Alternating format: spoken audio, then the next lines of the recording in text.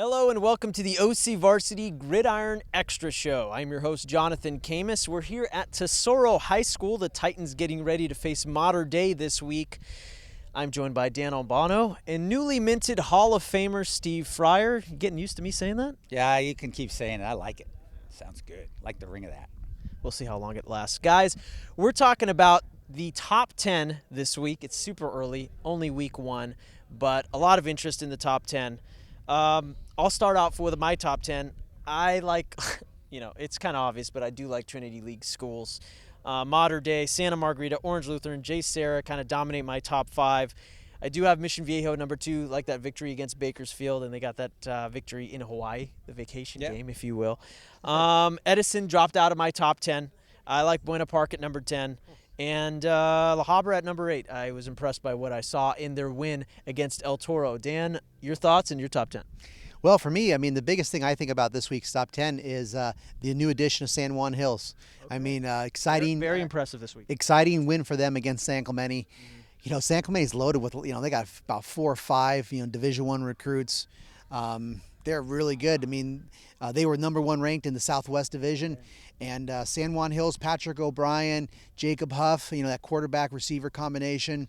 Tim Newman's another kid I like a lot at the end, running back. They rolled up 500 yards of offense, and they debut this week at number 10, and that's where I voted them. And Coach Flowers is doing a great job. About 4 years ago, they were 0-10. Mm-hmm. Coach Flowers has done a heck of a job since that was Coach Flowers' first season, and they've come a long way. Yeah, no complaints for San Juan Hills in the top 10. Steve, anything surprised you in week 0 when you had your preseason rankings heading into these rankings here today? Well, definitely that San Juan Hills thing. That is, now you put it on Twitter that night, that is a respect us game for San Juan Hills. I went 10 Servite, beat Fountain Valley by more than we thought, and then, Edison drops out. And then, 9 San Juan Hills, because I thought that was a more quality win beating San Clemente like they did. And then I went up to, 8. I've got J. Sarah right around there. And then you'll go backwards. You go Orange Lutheran at 4. And then Margarita at 3. And then Mission Viejo at 2. And then Mater Dei at 1. Certainly, got it, earned it, kept it. I beat Almont so well. It's kind of a hard one. I know that a lot of fellas who vote. We have a 10-person panel who votes in the top 10. A lot of people have Santa Margarita at 2. Lutheran 3. Maybe J. Sarah up 4 or something like that. I've got J. Sarah around 7 or 8, something like that. But, La Habra is very intriguing. Are they the second best public school team? You got, Losal right there at 5 or 6. They haven't played yet. Yeah. They play Paramount this week. It is very early, guys, as we look at every team. And a team like Losal can drop a spotter here or there because we haven't seen them. So we've seen some other teams, and we know what's going on there. Dan, any final thoughts? I thought Santa Margarita was a preseason number 1 team in the county. Sure.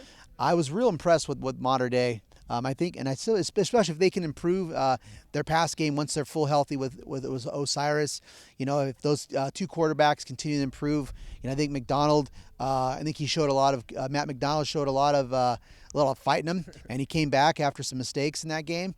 He's got a lot of weapons to work with. So I moved Mater Dei to number 1 this week because I thought that that Bishop Amat team is very talented, and man, their defense surprised me. I didn't know Mater Dei could play that strong of a defense. Hey, their defensive backfield's pretty nails, huh? I watched that game on tape. Oh my golly, that's a fast guy. Cole's great, huh? Cole's had. And did you guys all see what number Jalen Cole's wearing this year? He's switched numbers. And he's wearing number 6. Is that what I saw? And of course, we know who used to wear number 6 back in the day when he was winning some serious register hardware every year and he was known for his tremendous hits, kind of like Jalen had. You remember who that was? A guy named Matt Grudegood? Groots. Number 6. So they're doing some interesting things with the numbers over there. Yeah. Here at Tesoro, they got some numbers retired. Yeah, including Preston King, a former county player of the year, who is now a coach here at Tesoro. Great to see him. Yeah. All right. Great kid. Obviously, they think a lot about Jalen Cole if they let him wear number 6, and that would be my opinion. That junior cornerback, not the biggest guy, but he's quick and he's physical. I want to put you on the spot, Dan and Jonathan both. Who that you didn't put in your top 10 was really close, not on one of your ballots, because you had Buena Park, I know, in your top 10. I like that vote. That was pretty cool. Yeah. I'll go ahead easy with the San Juan Hills. I already mentioned them. That was quite an impressive victory over San Clemente. But now that teams know, hey, these guys are for real, we'll see how competitive those games will be going ahead. Dan? Mine would be Corona Del Mar. I was real impressed with what they did against Palos Verdes. That's a team I don't know a lot about. You mentioned Tustin earlier too. You like their play. I think Tustin's a little bit underrated. I'm hoping to see that Tustin Foothill game. That's going to be a great game this week, as it always is. Yeah. And there's a lot of athletes in that game, a lot of recruits.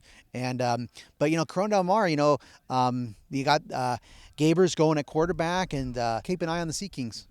Spot on analysis, gentlemen. Once again, Dan Albano to my left. Hall of Famer Steve Fryer to my right. I love that sound. All right, I'm your host, Jonathan Khamis, and for all your latest football information, check out OCVarsity.com, where we've got you covered. Gotta go shine my plaque. Yeah, let's go do that.